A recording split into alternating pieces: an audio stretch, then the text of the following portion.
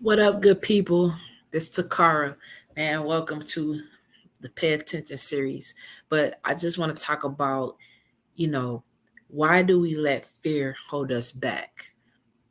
So fear is one of those things that you put into your mind, right? It is self doubt, is questioning what you know goes against what you believe. Um, it just makes you stagnant, and it makes you not take the step of going and doing what it is that you want to do. So how do we get past that fear, right? And it's just consistently do the work. I'll give you a real life example. For me, I wanted to create a team for about a year. I'm talking 365 days, right? I wanted to create a real estate team for like a year. And what I kept pumping into my own mind, placing doubts in myself and just in my head, was simply that, man, you create this team, like you're going to be responsible for people succeeding, people failing, how people feed their families. And nobody told me that. Like nobody said, Takari, here's the things that you're going to be responsible for. Those were things that I was feeding myself. So, that deterred me from just going out on faith and not starting my team. And it's like, man, I wasted time. Why did I waste time? Because I placed doubt in my mind. Although I know that I'm fully capable of running a team, right? Fully capable of that because I ran a team as a basketball player, as a point guard. Even when I was a freshman in high school, I was granted the responsibility of being the starting point guard as a freshman. That means you're the coach on the court. So you're ultimately a leader on that team. So I was granted that, right? All through high school, you're a leader of your team.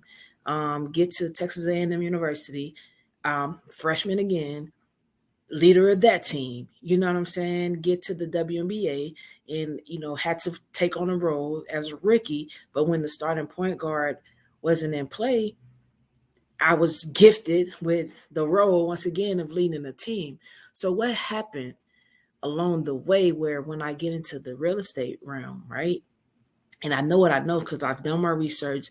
I've educated myself. I'm tied in with people that know what they're doing, mentor me, coach me.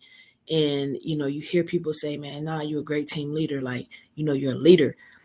What was it that I was putting in me that was stopping me from actually doing the thing? And it was fear of, these people are banking on you to control their destiny and to lead them to make money to feed their family and whatnot. These are the things that I was putting in my head. I didn't say they were true, but this is what I was feeding myself. And when I stepped back and I thought about it, I'm in a situation right now where I'm on this path of 180 days of dominating me. And this is one of my self awareness, self reflections, really digging deep in yourself moments where I'm like, yo, you're not responsible for people feeding their families. That's not your responsibility. That's on them to do the work. What you're responsible for is the same thing that you were responsible for on the basketball court, putting your teammates in the best possible position for them to be successful. So, if my job is to put them in position to be successful, it's their job to take what I give them and finish the job. So they have a part in it. I'm setting them up. It goes to the saying like you can lead a horse to water, but you can't make them drink it. So I can lead them there. Now it's up to them to drink it, right? Setting them up for success. That's the thing that I was missing in my mind for whatever reason, making me fearful of truly stepping out, getting into my realm, right? Because you don't want the responsibility on you if people fail, oh, then you feel like you're a failure. No, that's not it. Because you know what you know and you're confident in what you know. People keep telling you what you know, but the most important part is that you know what it is that you know. You've educated yourself. You've proven over time that you can do the job that needs to be done.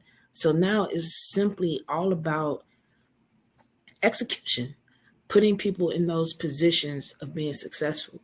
And a lot of times we allow fear to set in and deter us from our goals, deter us from our paths. So it's all about just staying consistent, doing the work, putting forth the effort, man, and not being fearful, because you do the work every day on a night in or a day in, day out basis, or a night in, night out basis, whatever that looks like for you.